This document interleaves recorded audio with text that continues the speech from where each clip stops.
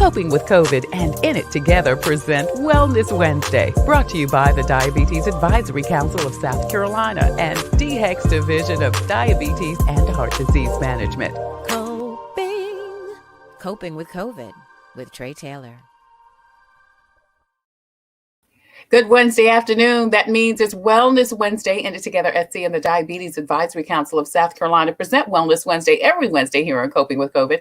I'm Trey Taylor, and today we're talking about breastfeeding 101 for women of color. Why women of color should breastfeed, why we don't do it in greater numbers, and all the benefits, information, and more about breastfeeding. We've got two experts that are joining me next for a really engaging and interesting conversation. Dr. Tisha Felder and Dr. Joynelle Jackson, both professors at the University of South Carolina and co-founders of Mocha Mamas Milk. That and more next on Coping with COVID, but first, your COVID community updates. It's back to school in masks for many in South Carolina. Despite the governor's no mask order, private and public pre-K through middle schools in R1, R2, and Lexington 5 will require masks. This after the Richland County Council passed an ordinance requiring students, faculty, staff, and visitors to be masked in all buildings. Now, Kershaw County currently has over 900 students and 10 staff in quarantine due to COVID, but the district says they will not mandate masks. Meanwhile, USC, Clemson, and Claflin are also requiring face coverings on campus. Last week, the South Carolina Supreme Court ruled that the temporary state law did not prevent higher learning institutions from implementing a universal mask mandate. South Carolina State University is delaying the start of school to put additional precautions in place. The CDC is recommending COVID vaccine booster shots 8 months after the final dose of the Pfizer or Moderna vaccine. Now, this, they say, will provide greater protection against the Delta variant. The doses could begin the week of September 20th. Now, while people who receive the one-dose J&J will also need a booster, health officials say they're waiting for more information to work out a plan. And two popular Columbia events are coming back in person this fall. The Greek Fest will be held September 16th through the 19th, and the South Carolina State Fair will be held October 13th through the 24th. Now, organizers for both events say they're taking great precautions for a safe and enjoyable experience. Hey, check the scroll at the bottom of the screen for information on COVID testing, vaccines, resources, and information for bills, rent, and more, including mental health resources and COVID-related funeral expenses reimbursement. All of that will be scrolling at the bottom of the screen throughout the show. Hey there, you're watching Coping with COVID, updates on the pandemic and information to help you thrive and survive COVID-19. It's Wellness Wednesday. In It Together, SC and the Diabetes Advisory Council of South Carolina present Wellness Wednesday every Wednesday here on Coping with COVID. Hey, don't forget that the In It Together Facebook page is streaming this broadcast right now. Check out the In It Together Facebook page for all types of great resources on diabetes, pre-diabetes, support groups, and so much more. Again, we're streaming live on the In It Together Facebook page, so don't forget to like, follow, and share. We're also streaming live on the home of Coping with COVID. On Facebook, it's Tailor Made Productions. We also have a presence on YouTube. Hello to all of you YouTubers. Thank you so much for watching. Please hit the subscribe button. And we also have a presence on Twitter and on Instagram. Now listen, go on over to Facebook and hit like, follow, and share on the Tailor Made Production page too. Not only will you get a notification about when to watch Coping with COVID Wednesday, Thursday, and Friday, and every first Monday with comedian George Wallace, you'll also get a ton of COVID-related updates and resources. So please go over there to the Tailor Made Production page on Facebook. I'm Trey Taylor, and it is National Breastfeeding Week. And today we are going to talk about the pros and the cons, how breastfeeding has been affected by COVID, the vaccine, and also, of course, folks with pre-existing conditions like diabetes, heart disease, blood pressure. Does breastfeeding affect you? And we've got two amazing ladies to bring us up with the conversation. Dr. Tisha Felder is a tenured associate professor and public health researcher at the University of South Carolina School of Nursing. Her research focuses on addressing disparities in breast cancer prevention and treating, particularly among African American women. She is a wife and a mom of 3 and co-founder of Mocha Mamas Milk. It's an initiative to improve breastfeeding among African-American families in South Carolina. Tisha, thank you so much for joining us. I appreciate it. Thanks for having me. Absolutely. She's joined by her colleague, Dr. Joynelle Jackson. She's been a maternal child nurse for the past 18 years, and she is an assistant professor at the University of South Carolina College of Nursing for the past 14 years. She's a wife, a mom, and co-founder of Mocha Mamas Milk. Dr. Jackson believes that African American women do want to breastfeed, and education is the key in encouraging them to do so. Her work with Mocha Moms Milk strives to provide community base for African American women to be supported, educated, and encouraged through the breastfeeding process as new moms. Ladies, thank you guys so much for joining us today on Coping with COVID. There is the Mocha Moms logo. Both of you talk a little bit, very much in your bios, about making sure that African American women are supported and educated. Is that, I'm assuming that's a thing then, that African American women are not breastfeeding as readily as they should. Why is that? So I guess unfortunately, African American women don't breastfeed at the same rate as some other women. So when you look at national data, especially here in South Carolina, we're about 20 percentage points behind white women in terms of initiating breastfeeding.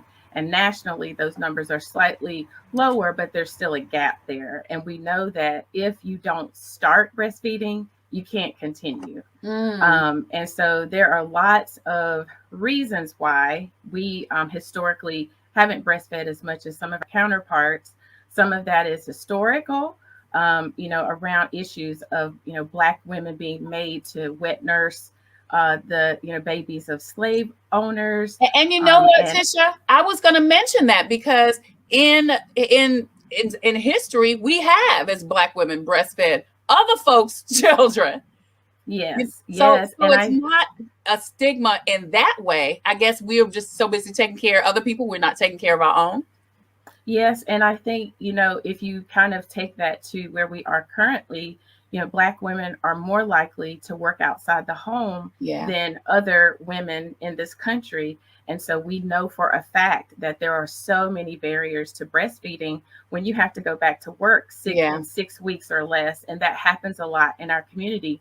So I think what we're doing is sometimes there is the overt, we don't breastfeed, kind of stuff. But what I think more of what happens is it's a norm. So it's not something that we sit down and talk about. It's just we don't see it. We don't share it. We don't know others who breastfeed. And so it ends up just being passed down as something that we just don't do.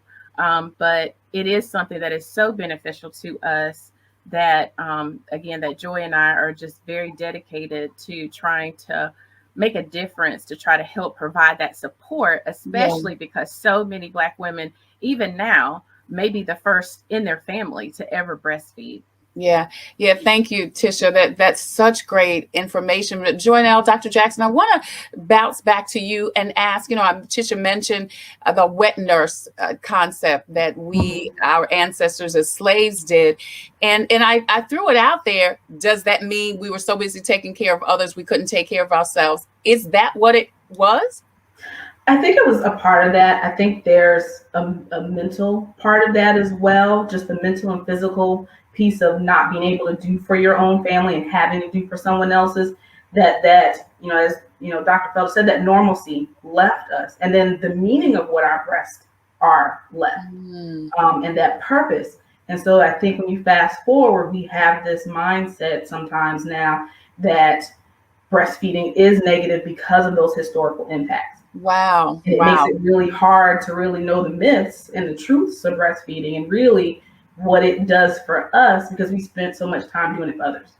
Yeah, Dr. Joynelle Jackson and Dr. Tisha Felder join us here on Wellness Wednesday. In It Together, SC and the Diabetes Advisory Council of South Carolina present Wellness Wednesday every Wednesday here on Coping with COVID, and we're talking about breastfeeding. So ladies, who should breastfeed?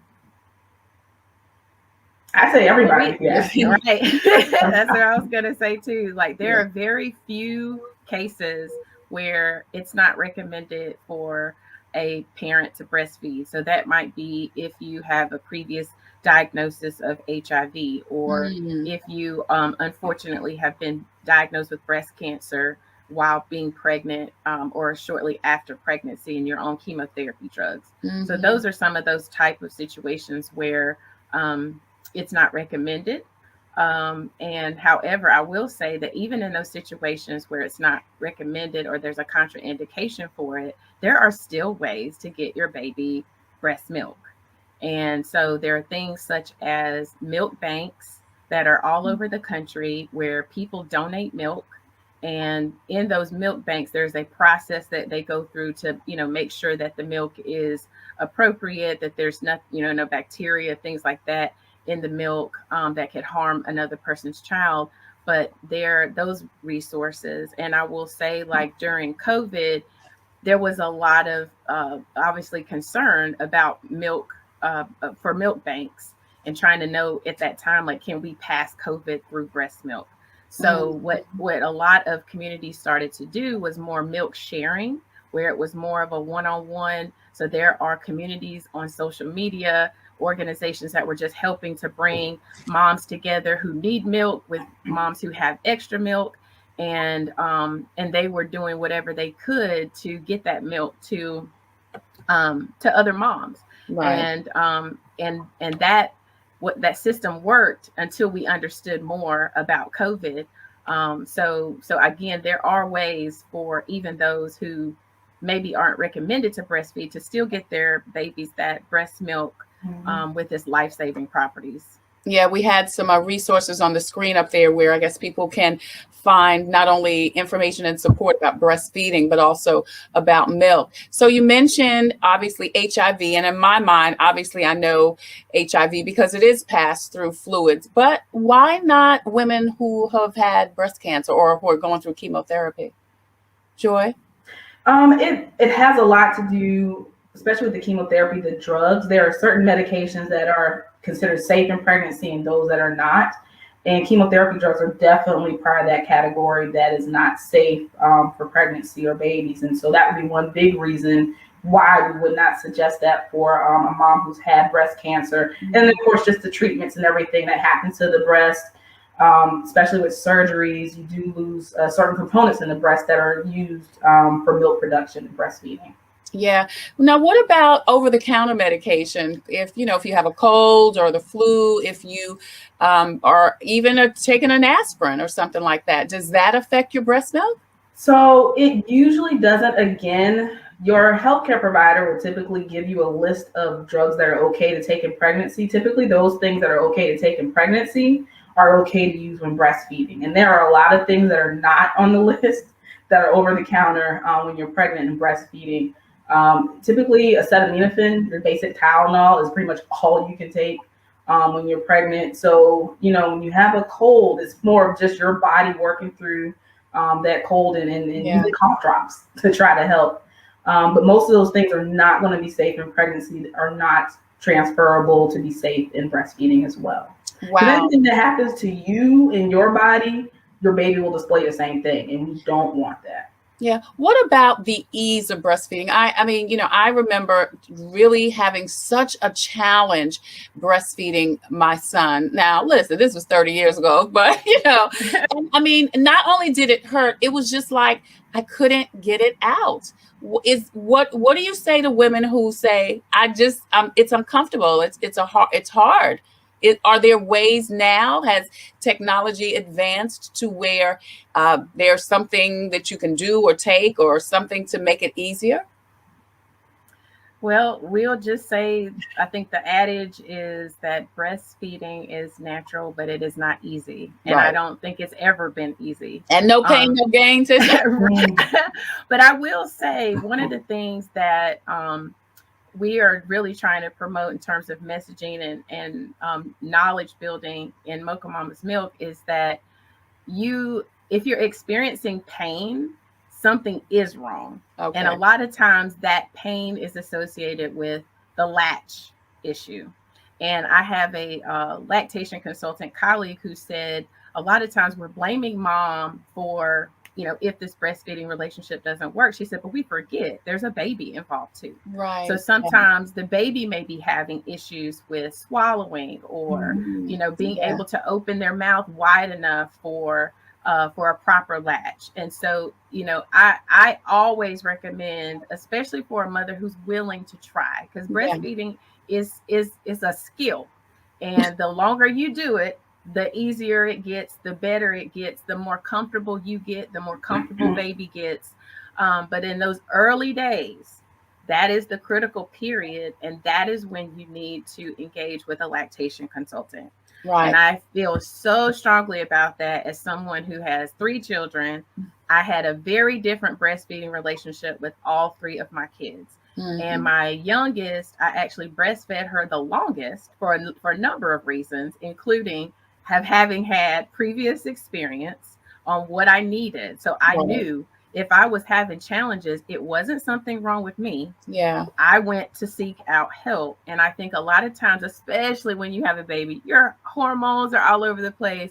There's so much going on. There's so much guilt, especially associated with breastfeeding. If you don't get it right, it's not anything wrong with you. And I think we have to be, kind of sound the alarm about the fact that is absolutely normal. And if you need some help, there is nothing wrong with you. And that is actually what's going to help you and your baby have a successful relationship. Yeah, I love that you say that, because listen, like you said, if you're pregnant or have been pregnant, your hormones are all over the place. Mm-hmm. If you're a woman, you already have this, I can't do everything at the same time, guilt trip that we put ourselves on. We're juggling, more balls than an acrobat, but we are still, beating ourselves up because we can't do everything all the time. So I love Tisha and Dr. Joynelle Jackson that you all, there's encouragement for women to say,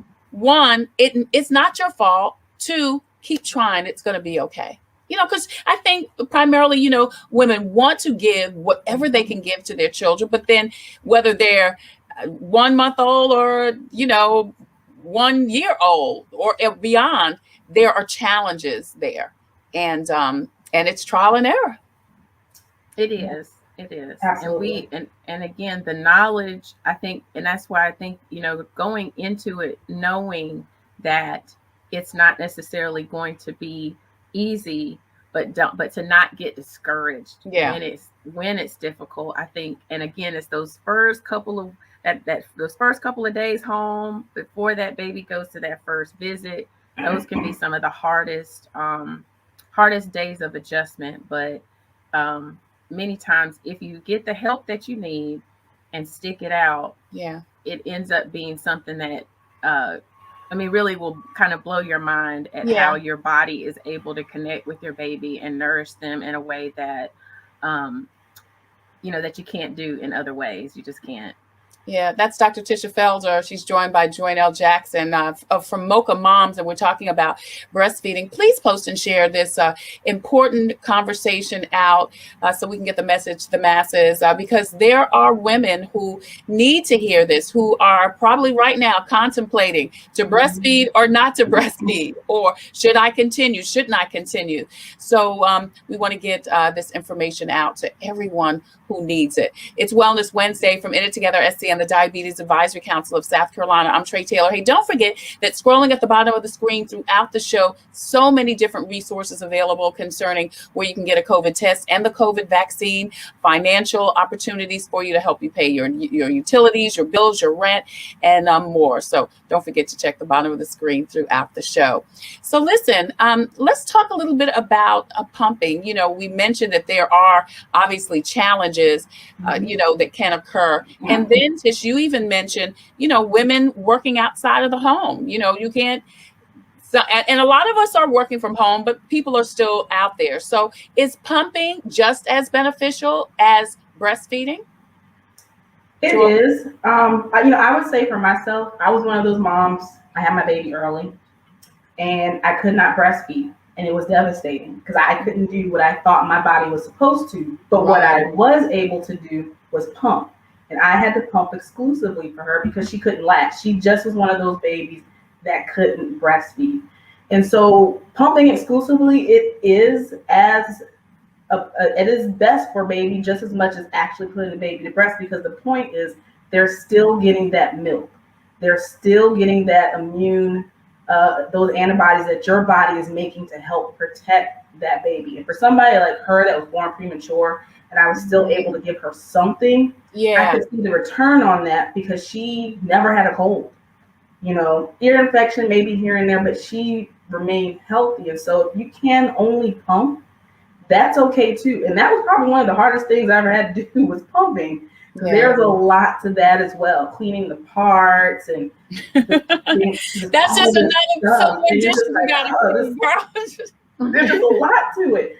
But when you look at that little face and you're like, this is all for her, it makes it worth it. And so, I would tell moms, if you have to pump, that's fine. Your baby is still getting that milk. Just find the best place to pump. And that's what gets difficult.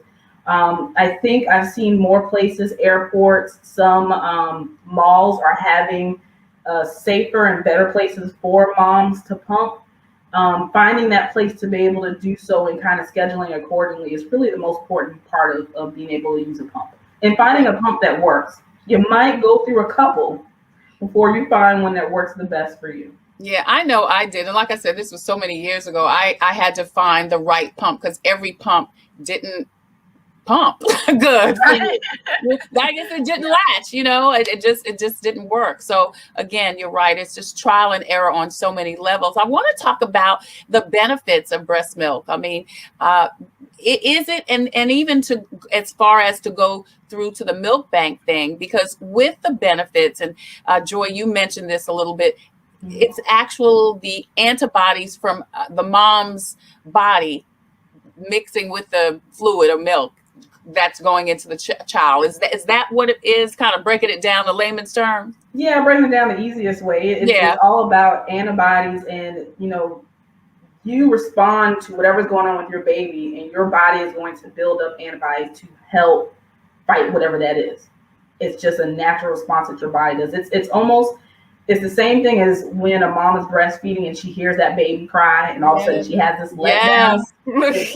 All those systems working together. And so your body is going to make those antibodies to help a baby. Now, if you're using a milk bank, no, it may not be made specifically for your baby, but that milk still has antibodies in it to help protect your baby. And that's what I wanted to know. Is it just as beneficial through someone else's milk, i.e. the milk bank, because it's not you? So how does that play out?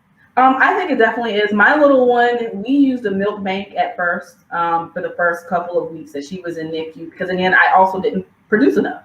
And so that was also had its own frustrations. And we used the milk bank, and I am overjoyed that was something that was possible for her, because she still got great fatty milk that had antibodies that weren't produced from me, but they were produced from someone, and they still were there, and they built up in her system, and they gave her the protection she needed. So yeah, it's still all there for your baby. Yeah, that's good. Did you want to jump in here, Tisha, about the milk bank? Is there a matching system that goes on with the milk bank? Do you get matched, I guess, to the milk? And is all milk created equally? Yeah, Joy, can you share more on that? Yeah, so it is not, I kind of think of it like they do with cow's milk. They process it, they test it, they clean it, and then it's pretty much like cow's milk. It's available to any baby. So it's not like blood where you have to have the same blood type to receive the blood. Milk is very different. It goes through a processing, it's clean, and then it's available to your baby in a similar process to how cow's milk is. Okay. What about age? Does age affect breastfeeding, ladies? Tish, do you want to get back in here on that? No? Not to our knowledge. We don't know anything about that. And I will say, as a mother who had her last baby over 40, everything still worked just fine. So, so there really are, again, there's very few reasons why, you shouldn't breastfeed if, outside of you making a personal choice. And I would even follow that up to say, even for women who've had, I know some moms who've had like breast reduction, surgeries. Right, yeah. And even that, if you get connected with the right professionals, they can even help those moms breastfeed. Wow. In many cases. So it's not always kind of a done deal with certain situations. But again, we emphasize that if, you cannot breastfeed your baby directly to your breast, You can pump as well as you can access these milk banks that are scattered, around the country to also provide your baby with some of that, as we say, life-saving potion of breast milk. So what are the pros of breastfeeding and breast milk? Because you said that it's life-saving. Why? What are the pros? Well, I think Joy has already shared, about the antibodies, and that's those little fighters that are there. And it just gives that baby more of those little fighters to help ward off infections. So we know for babies that are breastfed, they have lower rates of ear infections, intestinal infections. And what that does is translates to fewer doctor's visits for the parents to have to take off work to address those issues. Also, it can reduce the risk of sudden infant death syndrome as well. Wow. And literally, that's why we say it's life-saving. It can save a baby's life as well. So I think although it does help a lot for the baby, I think we also need to talk about how it helps mom. Yeah. And I think we definitely emphasize what it does for baby, but for mom, it also it can reduce mom's risk of diabetes, heart disease, and breast cancer. Yes.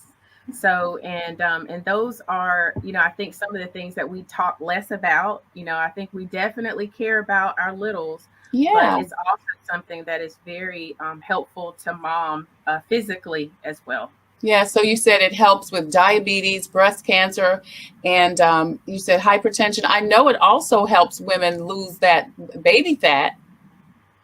Well, the jury's out on that one. So I think, yeah, and I think that's what I think it ends up kind of being a case by case basis. I think Serena Williams, her whole story sharing about that is like it didn't happen for her. Now, of course, she's a world class athlete. Right, it's like we all wish we had, but it does help. It can help, and so for some people, they do see that. I know for myself, I did see a difference in, being able to drop the weight. And it's mainly because you're burning calories when you breastfeed. Right. And that's actually nice because there are very few things you can do sitting down and burning calories at the same time. Yeah. Dr. Tisha Felder joins us along with Dr. Joynelle Jackson. They are with Mocha Moms. We are talking about breastfeeding, and it is National Breastfeeding Week, and you're watching Coping with COVID. In it together, SC and the Diabetes Advisory Council of South Carolina present Wellness Wednesday every Wednesday here on Coping with COVID.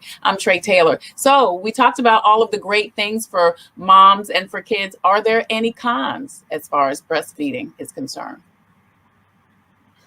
I think one of the cons, and it's not a negative per se, is the mental aspect of it.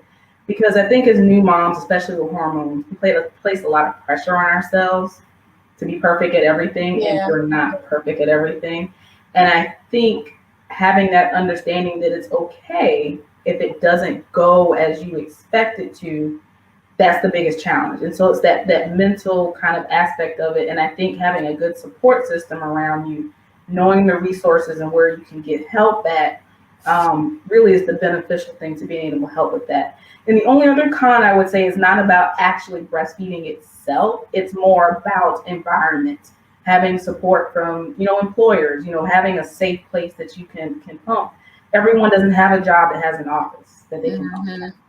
I think with more employers, coming on board with how to assist moms be able to do this part that's natural for them would be really beneficial and helpful. Yeah, that's Joynelle Jackson. She is joining us along with Dr. Tisha Felder. They're with Mocha Moms. Both of them are professors at the University of South Carolina, and we're talking about breastfeeding. And don't forget to watch the replay. If you're just joining us, these ladies shared some great information that you or someone that's contemplating breastfeeding will need to know. So if you hit the replay, share it out also. We're going to come right back with Tisha and Joynelle in just a minute and talk more about breastfeeding, challenges and solutions, additional concerns for women of color and women of a certain age. Also, any limitations for folks with pre-existing conditions like diabetes, heart disease, and maybe even hypertension. We're also going to talk about COVID and breastfeeding. That and more coming up next on Wellness Wednesday. In It Together SC and the Diabetes Advisory Council of South Carolina present Wellness Wednesday every Wednesday here on Coping with COVID. I'm Trey Taylor. We'll be right back. You can eat what's good to you and good for you, too. Yes. Get the Dash for Southern Soul cookbook free. All you have to do is ask. It's packed with delicious Southern-style recipes with a healthy twist. Yummy. You won't be able to taste the difference, but you will be able to feel the difference. Yeah. Inbox your email address to the In It Together or TaylorMade Productions Facebook page, and you'll get it straight to your mailbox. The Dash for Southern Style cookbook and a Coping with COVID face mask. From In It Together SC, the Diabetes Advisory Council of South Carolina, and Coping with COVID. Coping with COVID with Trey Taylor. Computers, they're a part of our everyday lives, but when they're not working, they're an everyday problem. So call Computers Unique, your everyday solution. 803-351-5821. Is your computer running slow? Won't turn on? Do you need a screen replaced? Or maybe you just need another computer? Well, Computers Unique is your one-stop shop for all your computer needs. They have a wide variety of new and pre-owned PCs, Macs, and tablets. So call Computers Unique, Dutch Square Mall. 803-351-5821. 803-351-5821. Let Palmetto Painting Services take the worry out of your next home painting project. We can paint anything. Our business is about interior painting and exterior painting. We offer services for residential and commercial properties. Restore the life to your home with a fresh coat of paint from Palmetto Painting Services. References are available upon request. Give us a call at 803-546-4570 today. The Comet gives me a reliable source of transportation. It's very convenient to me, and they have wonderful drivers. It's clean, and it builds community. It's fun to meet people. It makes me feel like really independent. It's just fun. It's always going to be there and gets me everywhere I need to go. We try to ride every single day. Comedy is our livelihood.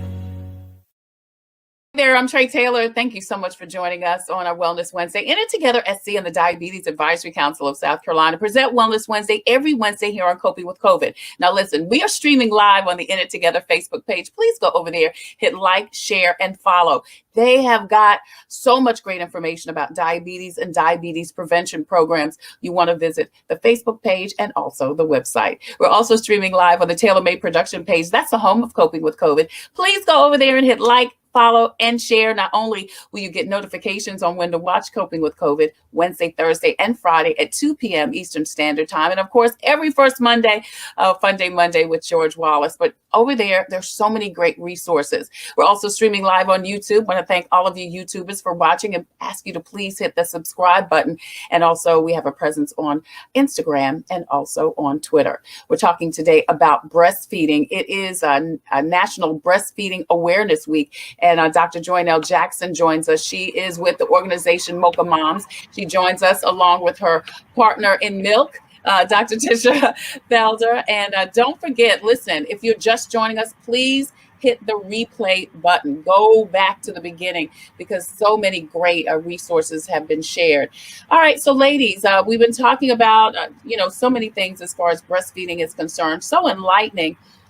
What about challenges? I know we talked a little bit about having the baby actually latch onto you. And I love that you guys say that's not your fault, Mom. There's a baby involved here. You've got a body and everything has to fall into place. Any other challenges other than the latching challenge? Sometimes with your breast, that you can develop certain other issues like mastitis, blocked milk ducts. Those are more physical things, that mom goes through that aren't comfortable, but sometimes can be a part of having challenges with breastfeeding. And if that happens, I would suggest for any mom, talk to your healthcare provider, talk to a lactation counselor, because those are things you can work through. It does not mean I can never, I can't finish out breastfeeding. No, it just means you might need a little medication to help with the, infection, or we need to use some really good tips and tools to help release those blocked ducts, getting in a hot shower, putting warm towels over the breast. All those things are really good things to help keep that milk flowing. And that's usually some of the challenges that moms have. Yeah. Anything you want to add, Tisha? Yeah, so in addition to those challenges, I think one of the areas that we're wanting our organization to help address, and I think, Joy alluded to it earlier as well, is like the support issue. And, I think particularly within the African American community, because we don't typically breastfeed to the same extent as others, we don't always have support. And that support being, like the physical support of having someone there to maybe help you. It's like when you're breastfeeding, especially a newborn, you may be breastfeeding every 2 to 3 hours. And that breastfeeding episode could last from 15 minutes to 30 minutes. You need to stay hydrated. You need food, so having people physically who might be present to be able to help you with that, but then also emotionally that support. And, having either another mom who's breastfed that you can talk to, ask questions of, as well as a community of moms. There are many social media groups out there, including ours, also the Leche League, for example, that have communities where you can just join, ask questions, get that support, that informational support, but also that peer support from other moms. And then, of course, the one that we've been driving home, pretty consistently is also having just that professional support. So having a lactation consultant, having a peer consultant, someone who may not be medically certified, but may have a lot of experience, and they can help coach you through those processes. So I think particularly for our community, but really moms in general, I think having that level of support can help, especially in those challenges, as Joy described, that may physically be happening in your body that can make breastfeeding really hard. Yeah, and you guys are obviously a resource for much of what you're talking about. So when someone calls you, goes on the website, what are you able to provide for them? Are you kind of like a conduit to resources that are available in the breastfeeding community? Yeah, that's where we are right now. I can tell you that we have a large vision for where we want to go.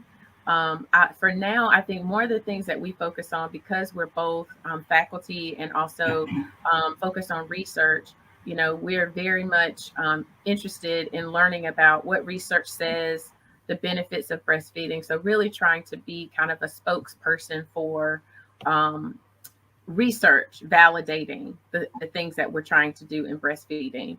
But we're also wanting to build community and build spaces where moms, especially Black moms, can come and feel safe and feel supported. They're not going to be, unfortunately, there are some family members, if they haven't breastfed, they may give you a little grief. They may tell you that baby is hungry. They may tell you, Girl, that just resonated, because I've heard people say that, Oh yeah, that baby needs some grits. That baby needs whatever, and whatever it is, it's like and you're trying to do something different that they don't have experience with. And so, sometimes you can get that, it may come off as joking, but for a very emotional mother who's trying to do something for the first time, that can actually be discouraging to the point of just stopping. So, there's research that shows having that support, whether it comes from, a family member or someone outside of your home, that support really matters. So I think that's the space that we're really working to lead in. We are aspiring to develop our own peer support program where we pair moms up with other moms to help encourage them. We're going to be looking at launching some virtual breastfeeding support groups. That's awesome. Especially so that we can get to moms across the state.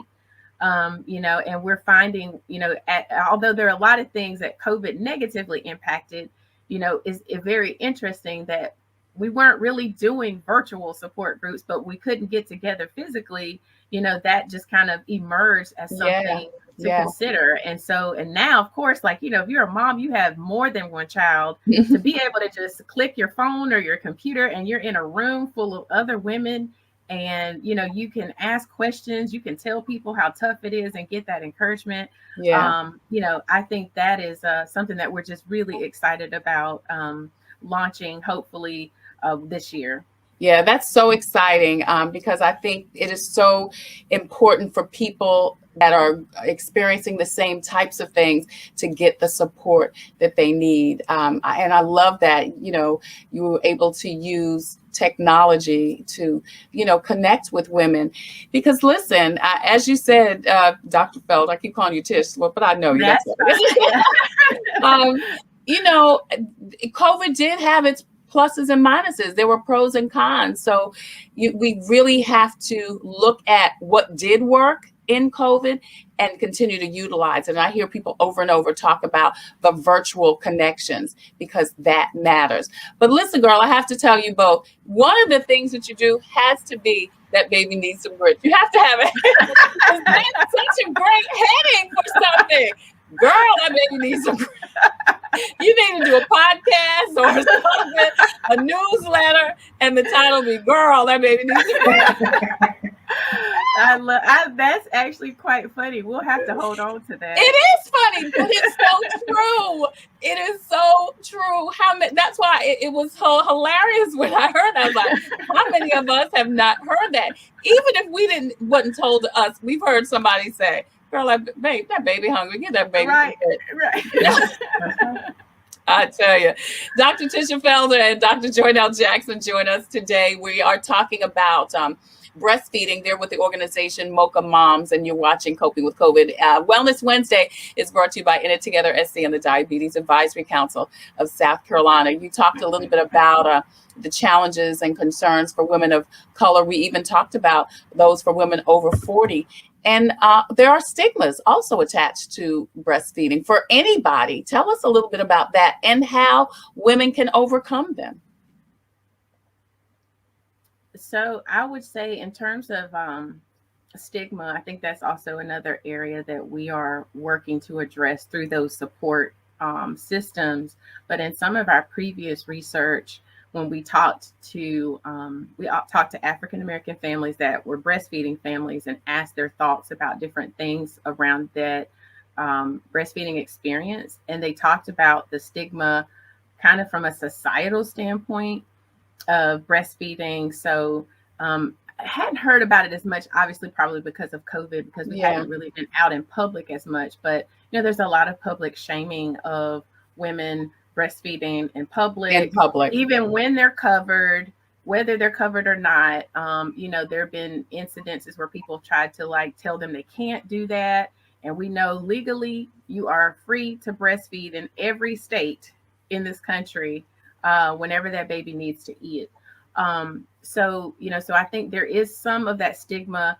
And I think it's just because it's not something that we consistently do in this country. I think there was a period of time where breastfeeding was the norm, and then the introduction of formula, kind of shifted that.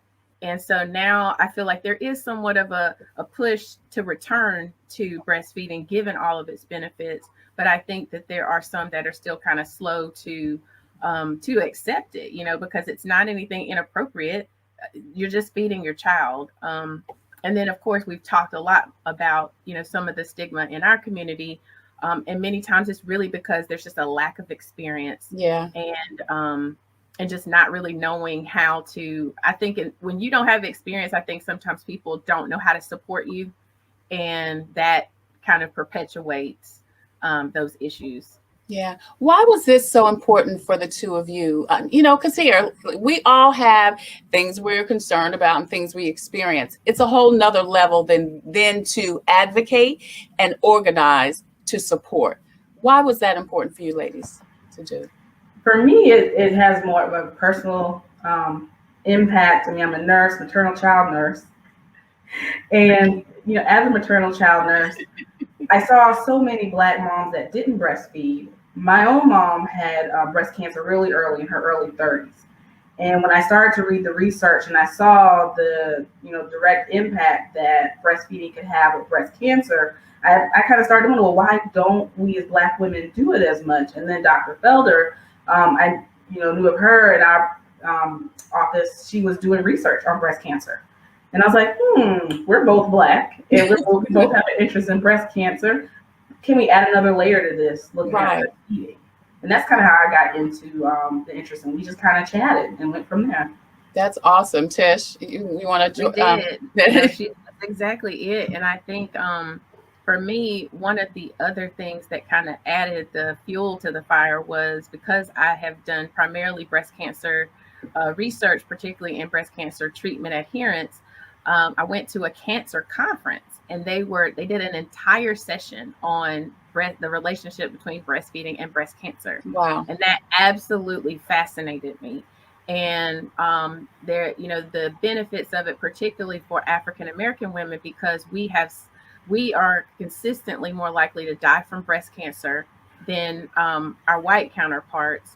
But breastfeeding can reduce that risk by more than 50%. Wow.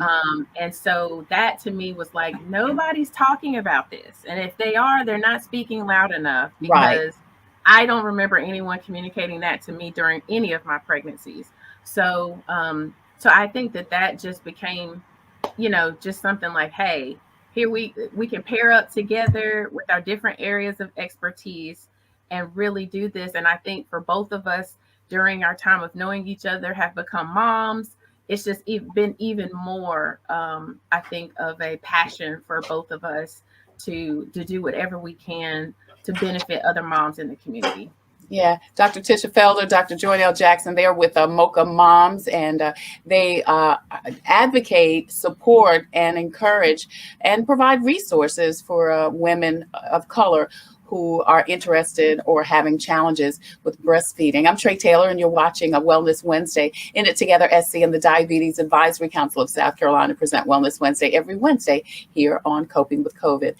We talk a lot on this show, particularly on Wednesday, about pre-existing conditions, diabetes, heart disease, hypertension.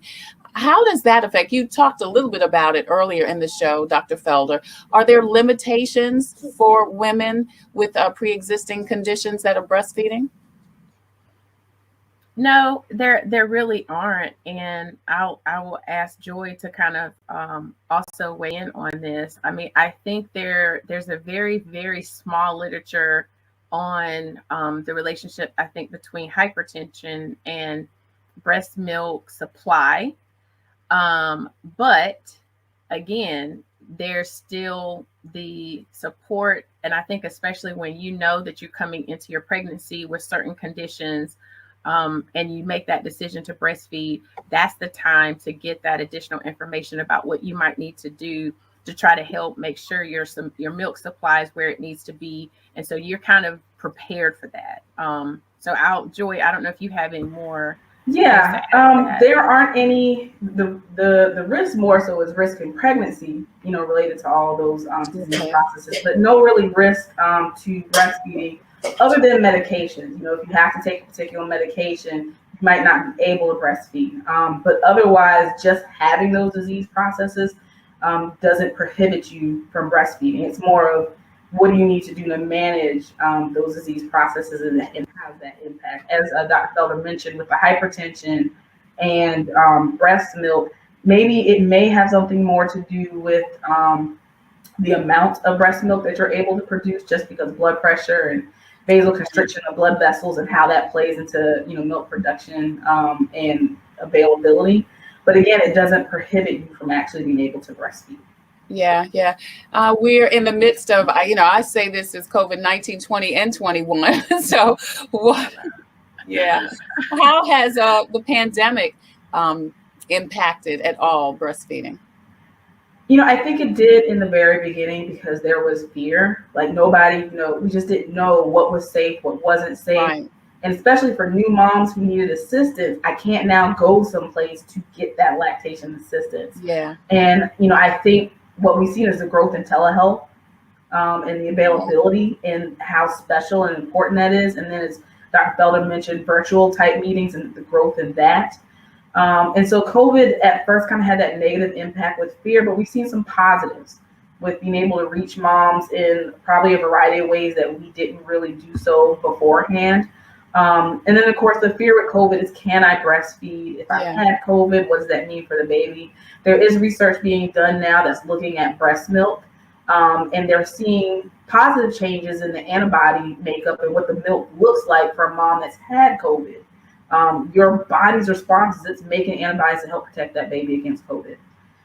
For a mom who has an active COVID infection and she's breastfeeding, what I've seen the research shows is that the important thing she has to do is hand washing, wearing a mask. It doesn't prohibit her from breastfeeding that baby. They may want to consider expressing the milk and then bottle feeding it to the baby, maybe having somebody else take some of that bottle feeding so they're not having direct interaction. But mask wearing and hand washing is really the biggest thing. But it doesn't prevent her from doing the action because that baby is going to get those antibodies from her. Right. What's the latest, do you ladies know, on the vaccine and pregnancy and breastfeeding? Right now, healthcare providers are still out, and understandably so, on whether an actual pregnant mom should get the vaccine. Again, you have to look at risk, versus the benefits. If a mom has the vaccine before she gets pregnant, obviously fine. While she's pregnant, they're still kind of out on whether she should do so. And then after she has the baby, yes, she can. My sister is breastfeeding and she got the vaccine and still is able to breastfeed with no problem. Because again, your body is going to make those antibodies for the baby. But while pregnant, we tend to be really lax on what we want moms to get anyway. And so right now, the vaccine is kind of one of those things that we're like, well, let's just wait until you have the baby. I'm sure in time, like the flu vaccine, that information will change and they'll probably start to say it's okay for moms to do so while they're pregnant. But I would tell any mom, refer to your healthcare provider for the most up-to-date information on what they think is best for you in your pregnancy. Right. That's Dr. Joynelle Jackson. She and Dr. Tisha Felder join us today from Mocha Moms on a Wellness Wednesday. It's Breastfeeding Week. This is the flyer you guys are kind of focusing on for this year. It's called the Big Pause, Collective Rest for Collective Power. Tell us about the theme for the Breastfeeding Week initiative. Okay, so throughout the month of August, there are different breastfeeding celebrations. And so there is the Global Breastfeeding Week, there is Native American Breastfeeding Week, and as here, this is Black Breastfeeding Week, which will be the last week in August. And this is one of our most exciting times of the year to focus on really trying to promote breastfeeding in the Black community. And so there is a national group of women who created the Black Breastfeeding Week, and it has grown. I mean, Joy can attest to this. Like when we first started doing this, it had some momentum, and now it is just like so explosive. Wow, and that's awesome. So there are lots of other groups like us who are promoting this and supporting it. And so what we're planning to do is host a variety of different events. So if people want to know what we're specifically doing locally, especially at Mocha Mamas Milk, they can come and visit us on Instagram at Mocha Mamas Milk to find out about our schedule. So we're going to be doing some Facebook Lives with some of our colleagues in the College of Nursing on topics around self-care, around this issue of rest, also around just conversations about how we can better take care of ourselves. And again, what does rest really mean as a mom, and making those connections between that and breastfeeding. So I'm super excited about this topic and the theme this year, because I think all of us are tired in a variety of ways. But I just had a conversation with one of my girlfriends. I'm like, I feel like as Black women, we've been tired, like it start that, it's like, so I'm just excited that we are, looking to across the country come together and really get excited about just taking a seat, and just taking a seat and resting and helping our sisters do the same. I know you've got a contest that talks about just about that. What does rest look like? Tell us about the contest. So we're going to be, so this is the first time this has been, we're going to be posting this on IG, and we're going to be asking for moms to submit photos of what rest looks like for them. And as we know, as individuals, one person's idea of rest is not somebody else's idea right, of rest. Yeah. So we just want moms to just share some photos of when you look at this environment, when you look at this, or when you do this, this is what that means, just to get that conversation started about, suggesting ways that we can, again, collectively rest and really demonstrate this theme for this year. Right. And people have until August 22nd to submit their pictures. And what's the prize?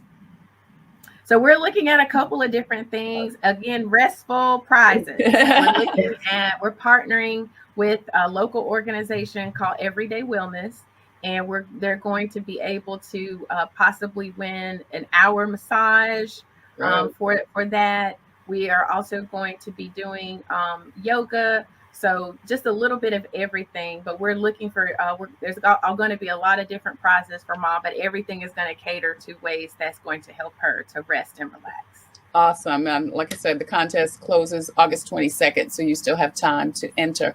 As we leave, ladies, can you provide some advice, some tips, some suggestions surrounding breastfeeding?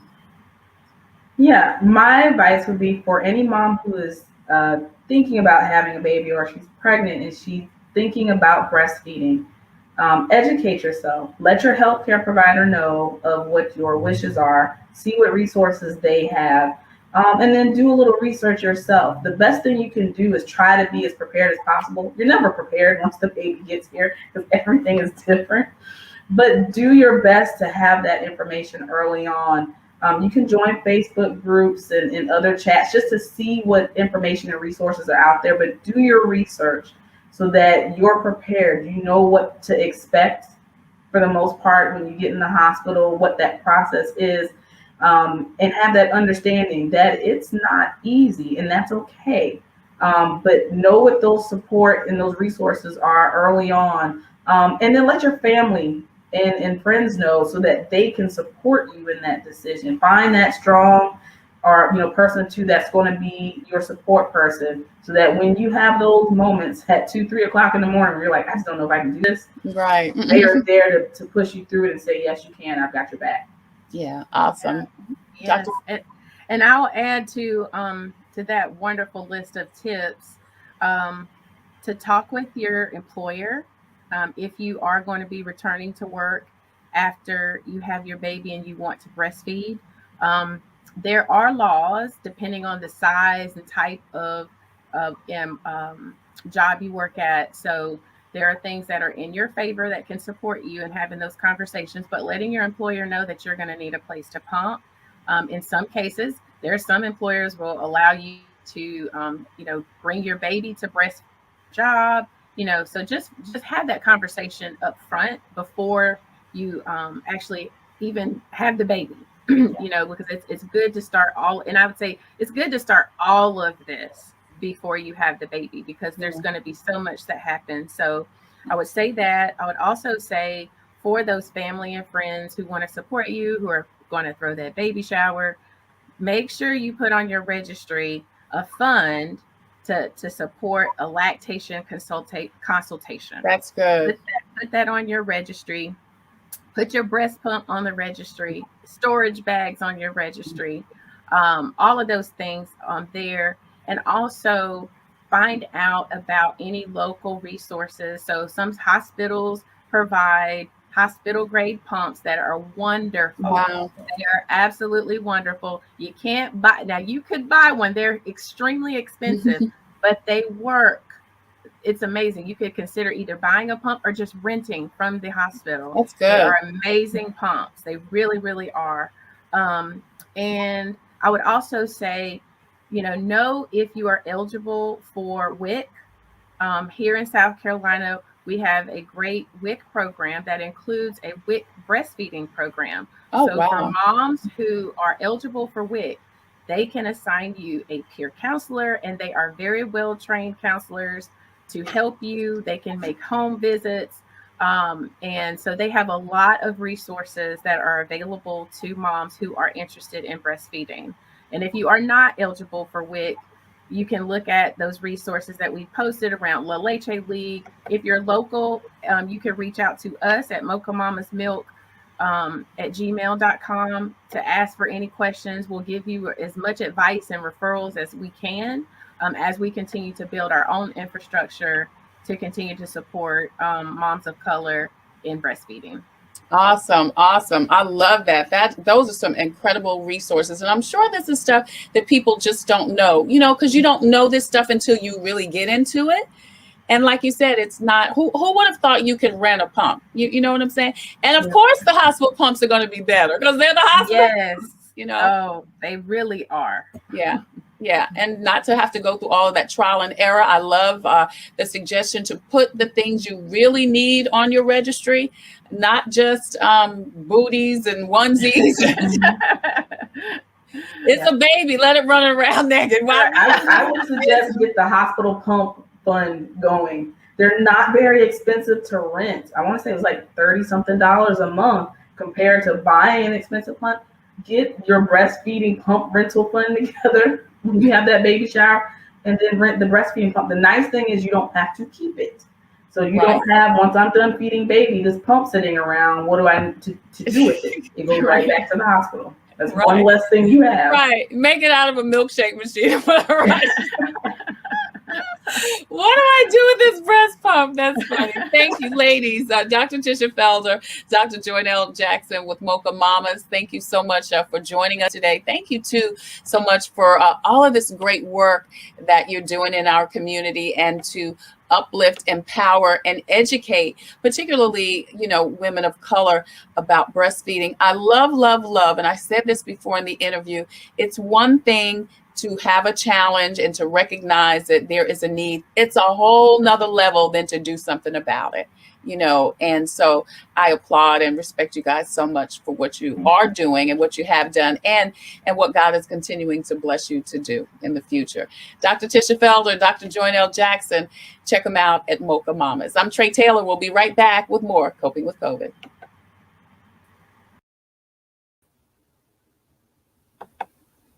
So if you have a story or initiative that can help someone cope with COVID, please go to the Taylor Made Production page on Facebook and inbox me. We would love to feature your product or initiative. If you have a product or service that could help someone cope with COVID, please email copingwithtraytaylor@gmail.com. And we would love for you to be a proud sponsor. The information is actually scrolling on the bottom of the screen, just like SCDHEC, the City of Columbia Office of Business Opportunities, Palmetto Painting Services, Agape Counseling and Training Center, also Computers Unique, Dutch Square Mall, Palmetto Media Connections, the Diabetes Advisory Council, and End It Together SC. Of course, they sponsor Wellness Wednesday. The Comet Bus System, Javis Tax Services, and the Richland Kershaw County 5th Circuit Solicitor's Office, which tomorrow we will be featuring right here on Coping with COVID. That's right. Tomorrow, Attorney Byron Gibson with the 5th Circuit Solicitor's Office will join us for his monthly series, No Justice, No Peace. He'll talk to us about some past cases and update us about several events they've got coming up,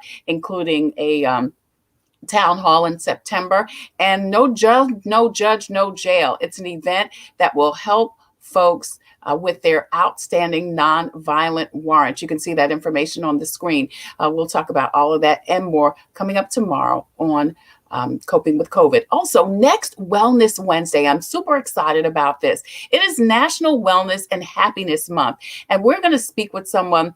I don't know anybody else that can speak about this as well as best-selling author and thought leader Marianne Williamson. That's right. She's going to be here next Wednesday on Coping with COVID to discuss achieving mindfulness and lasting happiness. That's next Wednesday, 2:00, Marianne Williamson on Coping with COVID, Wellness Wednesday. As always, I leave you with a reading from Jesus Calling. This is a good one. It says, expect to encounter adversity. It's going to come, y'all.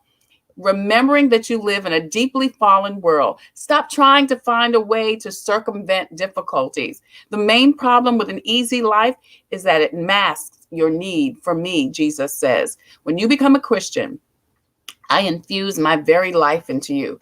I empowered you to live on a supernatural plane by depending on me. This is Jesus talking. Anticipate coming face to face with impossibilities, with situations totally beyond your desire and ability to handle. This awareness of your inadequacy is not something you should try to avoid. It is precisely where I want you to be, Jesus says.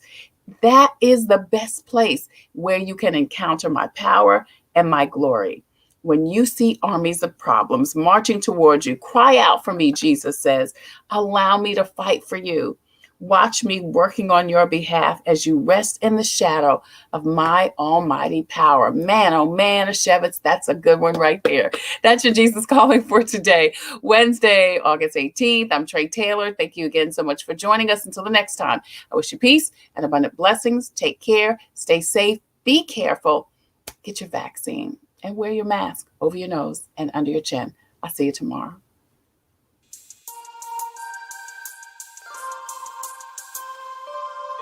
Coping with COVID and In It Together present Wellness Wednesday, brought to you by the Diabetes Advisory Council of South Carolina and DHEC's Division of Diabetes and Heart Disease Management. Coping with COVID with Trey Taylor.